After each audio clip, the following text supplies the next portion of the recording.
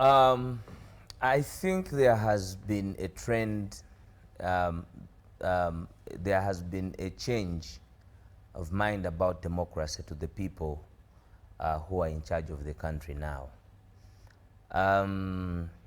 If you look at what is the common denomination in all this chaos, it is the state, it is the NRM government. Where it doesn't have support, it will unleash tyranny, it will unleash terror, it will unleash impunity. And that is exactly what you have seen in the Kawempe by-election. They talk about provocation, but even where they have not been provoked, once they know that it is not their backyard, they will make it as ugly as you saw the Kawempe by-election. We can decide to be intellectually dishonest, run to escapism on the realities of what is the fact, but I want you to agree that the people in charge of our security apparatus are either sick in their heads or there is a missing point, without a doubt. I will begin with the nomination day of Nalukola. First of all, in the morning, his agent is abducted by security operatives with his nominating documents, because you need to prepare as a candidate for nomination. He's abducted and whisked away.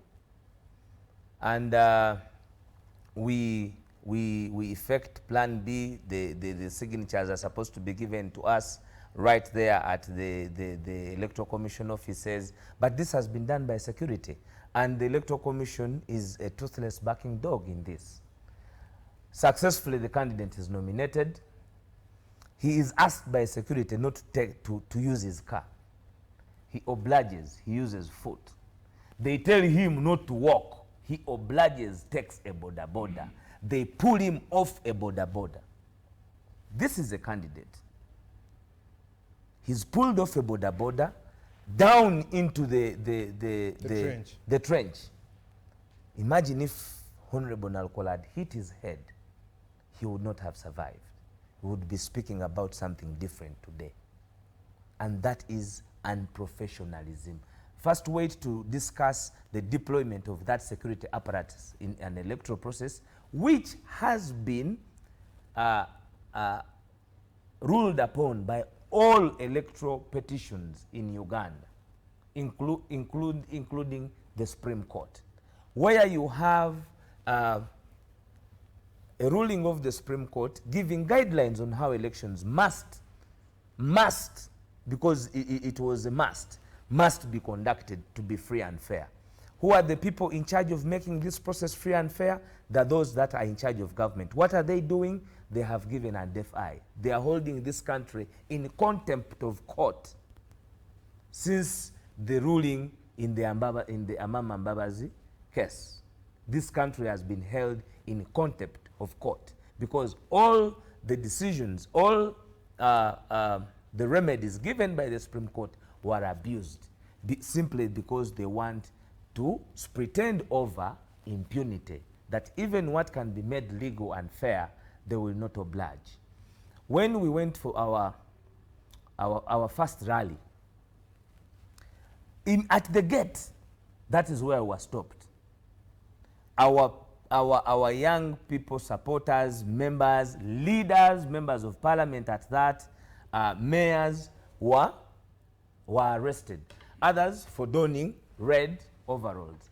And what is very disheartening and disturbing is that as they were arresting NUP people at their offices for donning red, the NRK candidate was donning a yellow overall.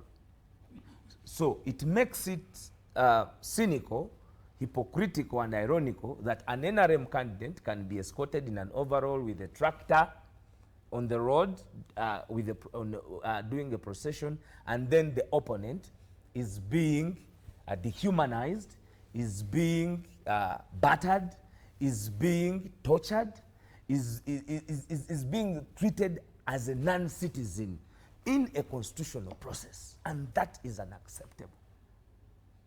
We are talking about breaking people's legs. We are talking about breaking people's backs, and it does not stop even to the politics.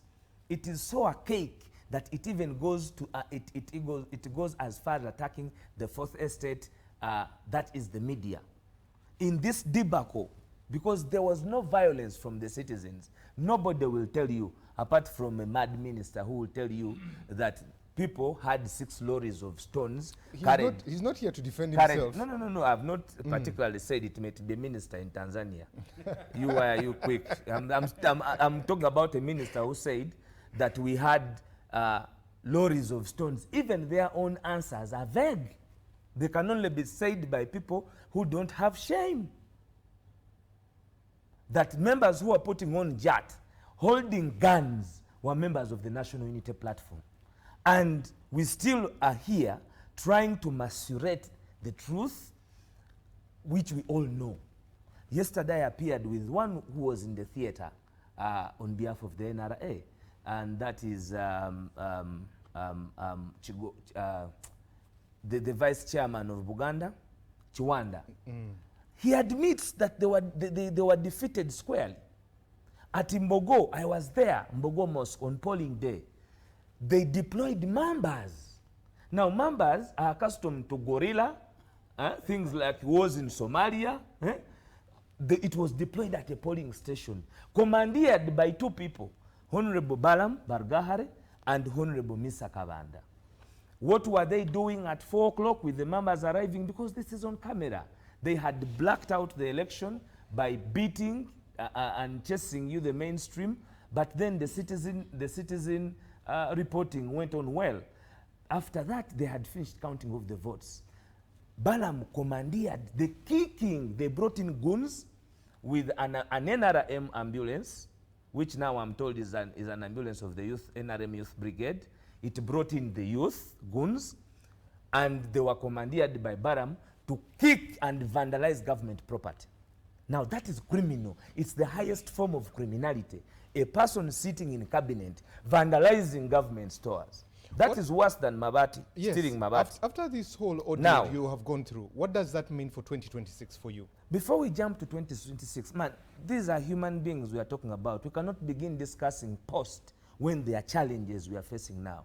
People like Francis Nsano have not managed to eat up to today. Now, that is not a politician I'm speaking for. It's not NUP, and I'm being deliberate. Abeka Luoa, he's limping up today. He's a journalist. He went to school, got a job, he's doing his job, and he's being picked selectively, taken to torture chambers, tortured to the maximum, held up to the wee hours of the evening, picked at 10 a.m. Members of parliament. Now, this is not an attack on 2026. It is an attack on constitutionalism. Our constitution stipulates, the lawyers will tell you, that recalling the history, that's our preamble, there is a particular history we went through. The rebels that took the gun in 1986 were inspired by abductions. Are they abducting people today? Yes. Waiswa, I get that, and we have discussed that audio, and I hear you. Isano, Abubakar, all the way to Miracle, we know, and we stand with them as the media fraternity. The question is, after you have seen accusations that have made against the NUP, ballot stuffing, you are making them in Jinja and all these things. When you look at 2026, what does it look like in your language? You see, that's what I said, intellectual dishonesty. Who is in charge of elections in this country? Do you know how much a ballot costs? Just one ballot. How much would that cost? What would be the abilities of NUP to invest in an election of 10 days? In an election of 10 days, invest, look for how you can forge ballot papers, and then why, if we knew that Nalukola would not need to be voted, why would we even go through all other processes if we are thinking about cheating? That kind of intellectual dishonesty from the NRA, running away from the actual catastrophe they have caused to this country, is what I find difficult to discuss. Okay. I would rather tell you that whatever they are doing, you talked about the numbers. This deployment, my friend, when you are a voter and you have a whole convoy of over 15 vehicles, military vehicles deployed in war zone, now on ground against voters, because it was like they were against the voters. Okay. Many of them will not, they will be disenfranchised. Nobody will go out to vote when he's going to be caned. Nobody will go out to vote when he's awaiting to be assassinated. Okay, allow me bring in